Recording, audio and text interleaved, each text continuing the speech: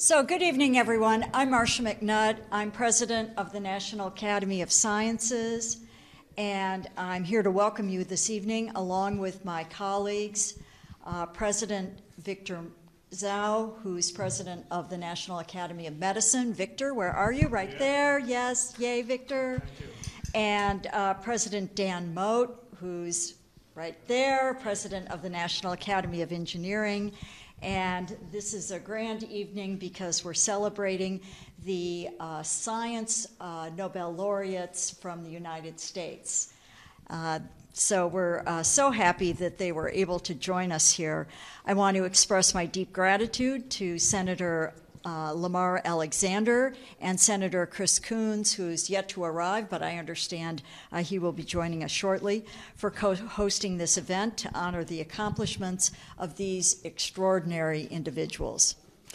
There are a number of awards, prizes, and medals that seek to recognize the achievements of scientists and research teams across the array of scientific and academic fields. There are a few newer ones, such as the Kavli Prize and the Breakthrough Prize, that also recognize scientific achievement of the highest caliber. However, none is more iconic and universally revered than the Nobel Prize. Everyone knows what that one means. Tonight, we honor 5 remarkable Americans whose discoveries will go down in history with those of fellow Nobel laureates, such as Albert Einstein, Marie Curie, Werner Heisenberg, and Watson and Crick. Joining us tonight are Dr. Barry Barish, Barry, right there up front, and Dr. Kip Thorne, here's Kip, who along with Dr. Rainer Weiss, who unfortunately was, because of scheduling problems, was unable to join us, were awarded the Nobel Prize in Physics for decisive contributions to the LIGO detector and the subsequent observation of gravitational waves. Dr. Joachim Frank, Dr. Frank right there, yes, who along with Dr. Jacques Dubochet and Dr. Richard Henderson was awarded the Nobel Prize in Chemistry for developing cryo-electron microscopy for the high-resolution structure determination of biomolecules in solution.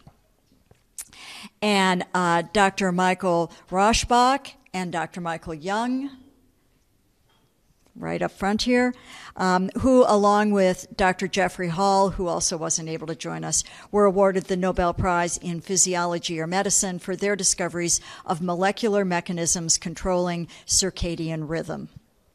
Some of their colleagues and fellow winners were unable to join us, but we are so pleased that these 5 could be here tonight.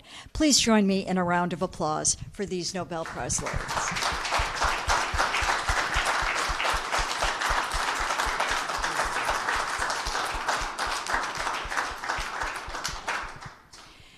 It's wonderful to see such a great turnout for all of you who've joined us from Congress and from the executive branch to applaud our honorees. If this event has one purpose, it's to let you, our esteemed laureates, know how much we in Washington and the public value the years of intense dedication that you and the countless other scientists put into your work. That gratitude comes in the form of prizes such as the Nobel, but also in the form of continued support from the federal and private sector sponsors of basic and applied research. With that, I'd like to welcome to the podium our stalwart champion of science in the Senate, who's had the pleasure, I've had the pleasure of getting to know during my time as president, Senator Lamar Alexander, who hails from East Tennessee near Oak Ridge National Lab. As a senator, former governor, U.S. Secretary of Education, and University of Tennessee president, he has seen firsthand the local, national, and global impacts of long-term investments in science. He had the foresight in 2005 to put in motion the seminal Rising Above the Gathering Storm, which then followed through with the bipartisan American Competes Act in 2007 and 2010. More recently, he enlisted the academies in examining the regulations that research universities must comply with and developing a new framework for reducing administrative burden on researchers in the 21st century. As the chairman of both the Energy and Water Appropriations Subcommittee and the Health, Education, Labor, and Pensions Committee, the modern research enterprise in the U.S. owes a debt of gratitude to Senator Alexander for his unwavering support. He embodies what we all considered a statesman. Senator Alexander, the microphone and podium are yours. Thank you.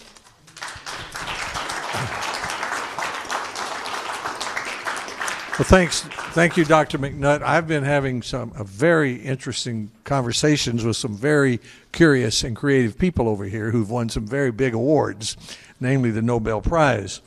We've been talking about finding out about seeing the gravitational waves that Einstein predicted 100 years ago. We've been talking about why I get jet lag when I fly to Tokyo, and they figured out why that is. They haven't told me what I can do about it, but they know what causes it. We've even been talking about measuring the Big Bang. That was an earlier Nobel Prize. So it's a fascinating source of pride to our country and to the United States Congress, and a source of really fascination to see what these brilliant minds can figure out from studying fruit flies and other things that they do, which other people wouldn't think of doing. I want to thank Dr. McNutt and the academies for all you do. You were created a long time ago. Was it in Lincoln's time, if I remember right, Abraham Lincoln's time, to advise Congress about science? And obviously we need it. We're a very representative body, which means we don't know a lot about everything. We know a little about many things, and we need good advice whenever we can get it. So it's one thing we do well and have done consistently as a country, though, is to do better than any country in the world through innovation, through research, and that has helped us enormously in the United States. Many of us regularly point out to our colleagues, and many point out to me, that it's hard to think of much that has been created in the United States since World War II that didn't have some government-sponsored research back of it. Since 1901, the Royal Swedish Academy of Sciences has given a Nobel Prize. Mr. Norby is here, and we're grateful for your coming to honor men and women from all around the world in a variety of areas: physics, chemistry, physiology, economics, and peace, and 585 times to 923 laureates. Of these 923 winners, over half have received some support from the United States federal government for their research, and there are a number of other statistics which are well known to this audience. This came from funding from the National Institutes of Health, National Science Foundation, Department of Energy, National Institutes of Standards and Technologies. The 5 Nobel laureates we're honoring today received funding from NSF and NIH. 7 of the 9 are affiliated with American institutions, which is a great source of pride to all who value our higher education system. For the last 100 years, 265 winners have been born in the United States, and many others immigrated to our country. The next highest country is the United Kingdom with 84 winners. That's an impressive track record. A Nobel recipient was asked a couple of years ago how this had happened, and the Secretary General of the Royal Swedish Academy of Sciences replied that his answer for that was federal funding and academic freedom in the United States. So in some ways, we have done things right, and we want to learn from a lesson from that and continue to do more right. We don't want to lose the technological advantage we have that makes our life more interesting, makes our life more comfortable, and makes this the country which regularly produces nearly 25% of all the wealth in the world for about 5% of the people in the world who live in the United States. Other countries have a lot of smart people too. Our brains are no different than theirs. And so China, for example, is making a big investment in research, and we're trying to make sure that we continue to compete. For example, in the area of supercomputing, we've been working in a bipartisan way, both through President Obama's administration and in President Trump's budget this year, to put a priority on supercomputing so that our computers are the first in the world in terms of speed, and to move into exascale. Not only that we know, not only that they're fast, but we know how to make them operate. I just finished a hearing with the Energy and Water Subcommittee with Senator Feinstein of California. We're proud of the fact for the last 3 years, we've had record appropriated levels of funding for the Department of Energy Office of Science, which is the major support for our 17 national laboratories, and the level of funding increase was 16% this year. And also, Senator Blunt, a Republican, Senator Murray, a Democrat, chair the Appropriations Subcommittee that's put a focus, with Dr. Francis Collins' encouragement, on the National Institutes of Health. And so we had our 21st Century Cures legislation with the support of President Obama and Vice President Biden, as well as Senator McConnell, which gave us $5 billion for research, as well as tried to move new technological innovations through the investment and regulatory process and into doctors' offices. And we've continued to increase funding at the rate of $2 billion a year, then $2 billion a year, then this year $3 billion a year, and now we're about to have a fourth year. And for those who don't follow the federal budget closely, and there's probably no one in this room who doesn't, but for those who don't, that's a lot of money, because if we appropriate $2 billion this year, that really goes into the base appropriations. And over 10 years, that's $20 billion more dollars. And then the next year, that's another $20 billion over 10 years. And the next year, that's $30 billion over 10 years. So we believe that through the Office of Science, the National Institutes of Health, and other parts of the federal budget, that the Congress has recognized the extraordinary difference that the work of these Nobel laureates makes to our society, and we'd like to show that we have learned from that we want to continue to support that kind of research. So it's a great pleasure for me today to join Senator Coons in hosting, along with the National Academies, this honor for the laureates who have honored us, and we thank each of you for coming.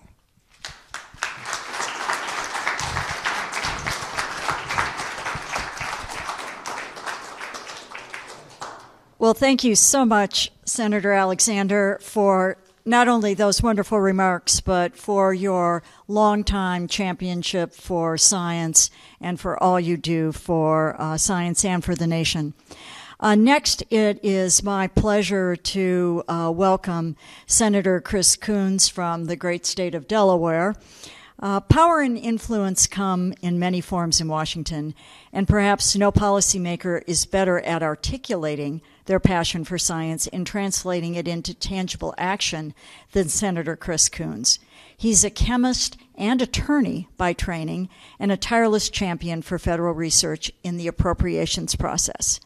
He has led efforts on sustainable chemistry, advanced manufacturing, technology transfer and financing, as well as citizen science and crowdsourcing methods to advance federally sponsored research.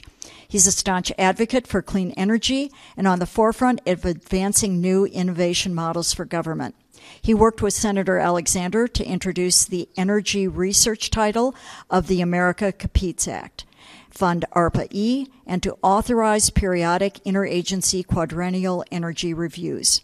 Further, he played an instrumental role in driving support on the Hill and at Department of Energy for the 2016 Academy's report, The Power of Change.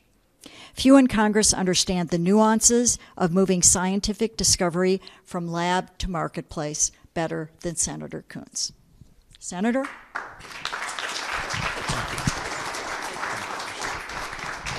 Well, thank you very much, Dr. McNutt. Thank you for your leadership of the National Academies, and thank you for that kind introduction. Would you please join me in recognizing that Senator Lamar Alexander is not just the co-host of Reception today.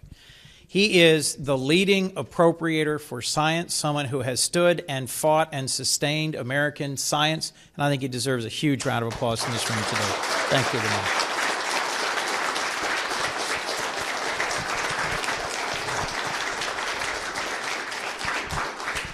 It is a huge honor to join Senator Alexander in recognizing the importance of science, and in particular, the importance of the science-related Nobel laureates who are present with us here today. The discoveries that we are recognizing have truly changed our world, and they remind us of two fundamental things: the power of science and research to propel our nation and our world forward, and that scientific breakthroughs come through incredibly hard work, dedication, perseverance, and a lot of patience.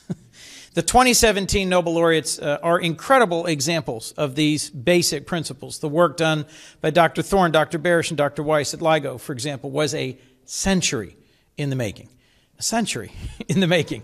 And I'm in awe of the fact that we now have the ability to detect evidence of incredibly violent collisions between black holes that took place over 1 billion light years away as a result. I mean, this is such a profound insight, tool, and advancement. It is humbling to think about your work. And thanks to the decades-long efforts by Dr. Young, Dr. Rosbash, and Dr. Hall, we've made fascinating new advances in our understanding of the circadian rhythms that underlie all of the human body and of our lives. And through the combined labors of Dr. Frank and Dr. Henderson and Dr. Debouché into cryo-electron microscopy, we've developed new methods of imaging and determining structures of proteins and other large biomolecules, the consequences of which we don't yet fully grasp, but the applications of which will be manifold. It is this kind of scientific research that is the cornerstone of American ingenuity and shows how investments in dedicated research lead to groundbreaking results. For decades, the United States has played a globally leading role in catalyzing revolutionary innovation. We've done this through sustained investments through R&D in federal institutions and labs, and by promoting cooperation between government labs, universities, nonprofit research centers, and for-profit companies. Federal investments in science and in the human capital associated with these key laboratories and this work have unleashed economic growth, catalyzed millions of jobs, and returned taxpayer money many times over, not to mention resulted in the awarding of the world's greatest prize for intellectual achievement, the Nobel Prize. Those of you in this room surely understand how important these investments are. And if you think about it, we, the United States, are just about 4% of the world's population. Yet we are 40% of all Nobel laureates ever, at 368. And so I am proud that the United States leads the world in the number of Nobel laureates. I think that deserves a round of applause, too.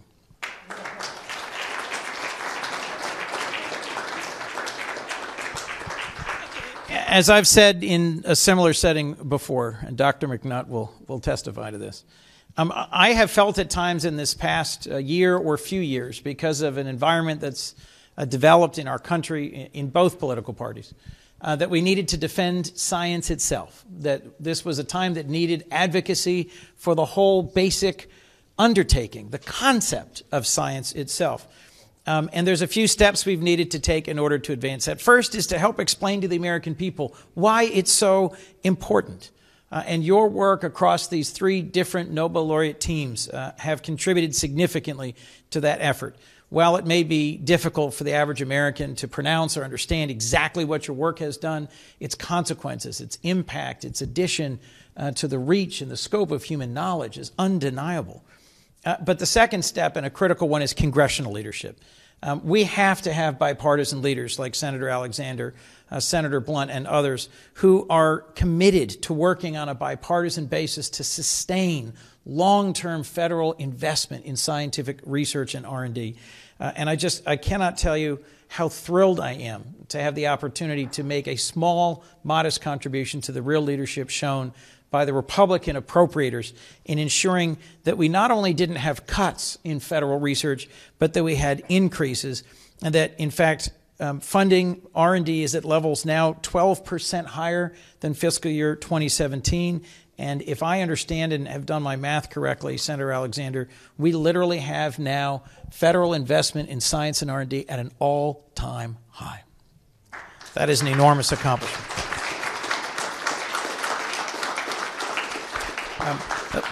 Let me just conclude by saying I think funding for science is a key economic driver. It contributes to our nation. It contributes to our security and our future.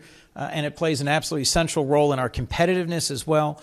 It's got to be bipartisan, so I'm thrilled to have had the opportunity to join with my friend and colleague in honoring you here today and to recognize that all Americans should have the opportunity to meet you, to hear from you, to understand the work that you're doing. All Americans have made a contribution to it. All Americans will benefit from it. And just on behalf of those of us who serve here in the Senate, we are so honored to have the opportunity to be with you, to thank you, and to recognize your role in continuing to advance America's leadership in science. Thank you very much.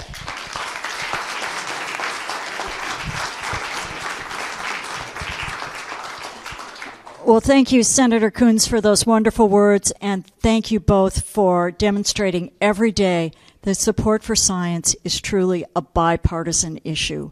We appreciate that so much. And now, perhaps we could just get a photo with you and the Nobel laureates before you have to run. Could we do that quickly? All right.